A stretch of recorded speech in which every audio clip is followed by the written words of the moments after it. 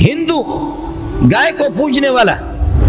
گائے کی عبادت کرنے والے، گائے کی پیشاب پینے والا، ان میں بہادری کہاں سے آ گئی؟ ان میں شجاعت کہاں سے آ گئی؟ وہ کوئی بہادر نہیں ہوتا، لیکن وہ سمجھتا ہے کہ مسلمان پرلے درجے کے بے غیرت بزدل بن گئے، اس لیے مجھے جو کچھ کرنا ہے تو میں کروں گا۔ اور پاکستان اپنی آنکھیں تو اٹھا لے نا، آنکھیں تو ملا لے،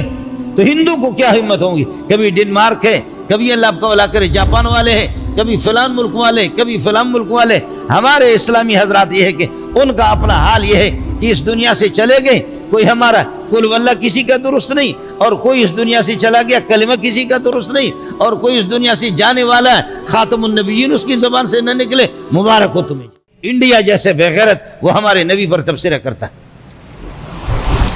ڈنمارک کبھی ہمارے نبی پر، نبی کی شان میں گستاخی کرتا ہے، کبھی کون سا ملک کرتا ہے، کون سا ملک کرتا ہے۔ اب بھی انہوں نے کوئی خاص قدم اٹھایا بھی نہیں۔ آپ دیکھ رہے ہیں کہ مسلسل ہندوستان کے اندر یہ ہندو گائے کو پوجنے والا،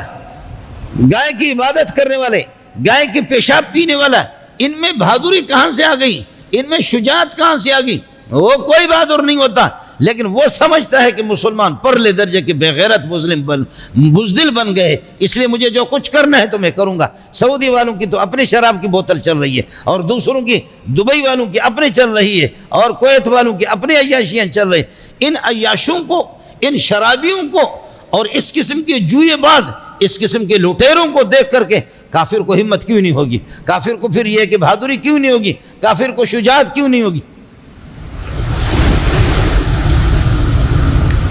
اس طریقے پر محمد رسول اللہ صلی اللہ علیہ وسلم پر تبصرے کرنے والے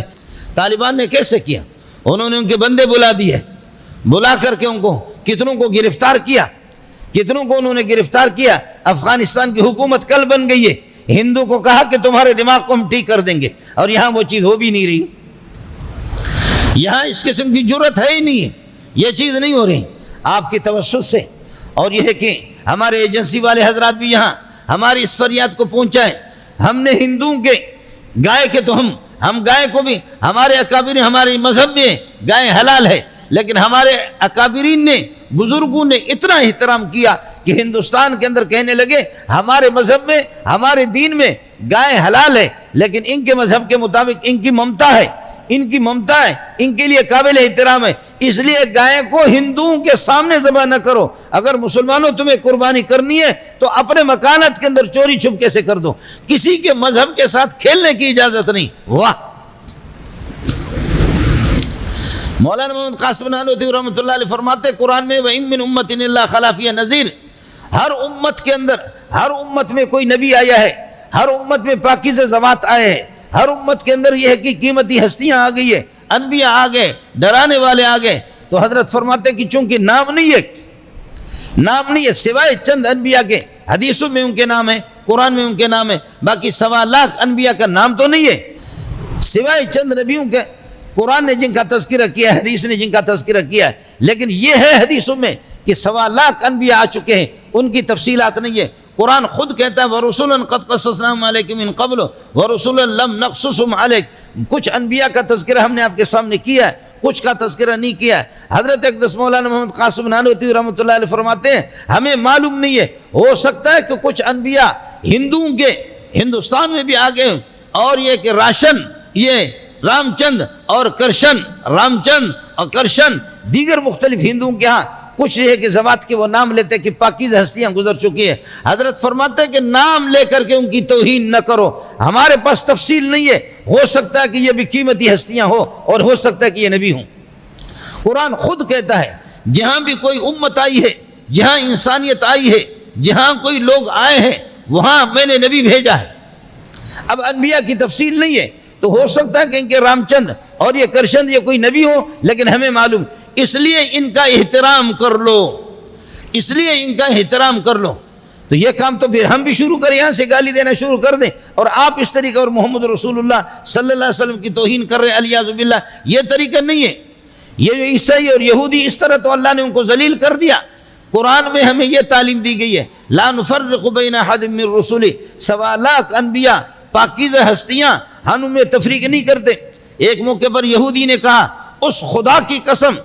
ترمذی کی حدیث آپ کو سنا رہا ہوں، اس خدا کی قسم جس خدا نے موسیٰ علیہ السلام کو پوری انسانیت پر ترجیح دی ہے، جس نے موسیٰ کو فضیلت دی ہے پوری دنیا کے اندر، اس خدا کی قسم کھا کے کہتا، مسلمان نے دے مارا تھپڑ صحابی نے اس کے چہرے پہ، کہا تو کیا کہہ رہا ہے؟ تو کہہ رہا ہے اس خدا کی قسم جس نے موسیٰ کو پوری دنیا پر پوری انسانیت موسیٰ کو فضیلت بخشی ہے، تو کیا موسیٰ کو ہمارے نبی پر بھی فضیلت بخشی ہے؟ دبا کر کے اس نے منہ پہ مارا۔ یہودی شکایت لے کر کے گیا کہ یا رسول اللہ، آپ اللہ کے رسول ہے محمد، آپ کے بندے نے، آپ کے شاگرد نے مجھے مارا، میں نے صرف یہ جملہ کہا۔ تو میرے نبی نے فرمایا لا تخیرون بین الانبیاء، مجھے انبیاء پر ترجیح نہ دو، مجھے انبیاء، حالانکہ آپ کو خود قرآن نے بتا دیا تلک الرسل فضلنا بعضهم علی بعض، 1.25 لاکھ انبیاء پر آپ کو فضیلت دی ہے، لیکن عاجزی کر کے مسئلہ سمجھانے کے لیے تواضع کے طور پر آپ نے فرمایا اس طریقہ پر مجھے اوپر خالق کے برابر قرار دینا، میری فضائل میری فضیلتیں اتنی بیان کرنا اور مجھے اس طرح درجہ اوپر چڑھانا اور باقی انبیاء کی توہین کرنا، تم کیا سمجھتے ہو کہ موسیٰ علیہ السلام کوئی معمولی ہے؟ مجھے معلوم نہیں ہے جب ہم سب بے ہوش ہو جائیں گے اور جب اٹھیں گے، جب میں ہوش میں آ جاؤں گا، سارے کے سارے عرش کے نیچے جب بے ہوش ہو جائیں گے اور اٹھیں گے تو میں دیکھوں گا موسیٰ علیہ السلام نے عرش کے پائیدان کو اس نے پکڑا ہوا ہے، مجھے معلوم نہیں ہے کہ موسیٰ علیہ السلام بے ہوش ہو گیا تھا یا نہیں ہو گیا تھا، ہو سکتا ہے کہ وہ بے ہوش نہ ہو گئے، اور یہ بھی ہو سکتا ہے کہ طور کے موقع پر وہ بے ہوش ہو گیا تھا، اس وجہ سے آج اللہ نے اس کو سرے سے بے ہوش ہی نہیں کیا، یا ہم سب سے پہلے اس کو ہوش آ گیا۔ موسیٰ کا ایک مقام ہے، اگر اس نے یہ کہا کہ اللہ نے موسیٰ کو فضیلت دی ہے تو اتنا تو کوئی بڑا مسئلہ نہیں کیا، تم نے کیوں اس کو مارا؟ ہمارے لیے تو یہ تعلیمات ہے۔ آپ نے فرمایا کہ لا ينبغي لأحد أن يقول أنا خير من يونس بن متى، کسی کو روا نہیں ہے، کسی کو جائز نہیں ہے کہ یہ کہہ دے کہ یونس علیہ السلام قوم سے تنگ آ کر کے اللہ کی وحی کا انتظار نہیں کیا، یونس علیہ السلام بھاگ گیا، جیسے کہ ہمارے کسی مولوی نے کہا ڈکٹیٹر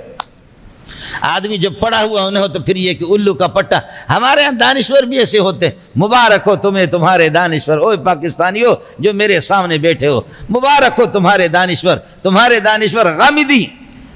داڑھی منڈا، تمہارے دانشور محمد علی مرزا قرآن کا ایک صفحہ بھی نہ پڑھ سکے، اردو پڑھ کر کے انگلش کے 4 الفاظ بولتے، دانشور نہ وہ قرآن کو جانتے نہ حدیث کو جانتے، نہ اصولوں کو جانتے ہیں نہ کچھ جانتے، ایسے انگریز نے ہوا بھر بھر کر کے ان کو بھیجا، اسکول کے امتحان میں بھی ہمیشہ فیل ہونے والے۔ مبارک ہو تمہیں، مبارک ہو جب اصل علماء کی تمہیں پہچان نہیں، جب علماء کی طرف آپ توجہ نہیں کریں گے تو اس قسم کے بدبخت بخدا بعض جملے اس قسم کے استعمال کرتے ہیں کہ ایک ہی جملہ ان کے کفر کے لیے کافی ہے، ایک ہی جملہ۔ میں کسی کے یہاں ٹھہرا ہوا تھا تو کسی نے مجھے یہ پتہ نہیں یہ محمد علی مرزا ہے کیا بلا ہے، اس کا مجھے اس نے سنایا تو قرآن کی کوئی آیت پیش کی، قرآن کی کوئی آیت یہ ہے کہ اس نے پیش کی کہ انا یکون لی غلام کیف یکون لی غلام، میں 100 سال میری عمر ہو گئی، زکریا کی میری اولاد کس طریقہ پر ہوگی۔ کہتا ہے کبھی اللہ کے نبی کو بھی شک ہوتا ہے، نبیوں کو بھی کبھی شک ہوتا ہے، انا للہ و انا الیہ راجعون، انا للہ و انا الیہ راجعون۔ اس قسم کے بدبخت، اب آپ آئیں تو میں پورا دن آپ کو کیف پر پڑھاؤں گا، آپ آئیں گے تو ہم آپ کو بتائیں گے کہ کیف کیا ہے، لیکن جو جاہل جو اصولوں کو جانتا بھی نہ ہو تو اس کو کیا پتا ہے کہ یہ کس معنی کے لیے، کس معنی کے لیے، کہاں کس معنی کے لیے، کہاں کس معنی کے لیے آتا ہے۔ بخدا جاہل اور اجہل، اور حکومتوں کی سازش ہوتی ہے کہ اس قسم کے اجہل اور جاہل اپنے جیسے جاہلوں کو ان کو ابھارو، ان کو سر عام پہ لاؤ، ان کو اسکرین پہ لاؤ، اور جو اصل علماء حقانیین ربانیین ہیں وہ دب جائیں، چونکہ یہ خود گمراہوں کو اور چاہتے ہیں کہ دنیا کے اندر اور ملک کے اندر بے دینی پھیل جائے۔ ہماری حکومتیں اگر اس طرح متوجہ ہو جائیں اور پاکستان اپنی آنکھیں تو اٹھا لے نا، آنکھیں تو ملا لے، تو ہندو کو کیا ہمت ہوگی؟ کبھی ڈنمارک ہے، کبھی اللہ آپ کا بھلا کرے جاپان والے ہیں، کبھی فلان ملک والے، کبھی فلان ملک والے۔ ہمارے اسلامی حضرات یہ ہے کہ ان کا اپنا حال یہ ہے کہ اس دنیا سے چلے گئے، کوئی ہمارا کل واللہ کسی کا درست نہیں، اور کوئی اس دنیا سے چلا گیا کلمہ کسی کا درست نہیں، اور کوئی اس دنیا سے جانے والا ہے خاتم النبیین اس کی زبان سے نہ نکلے، مبارک ہو تمہیں جی، آپ کے توسط سے، آپ کے توسط سے اپنے اداروں سے میری اپیل ہوگی. آج چونکہ ہمیں ہدایت یہ دی گئی کہ ہم صرف رونا رو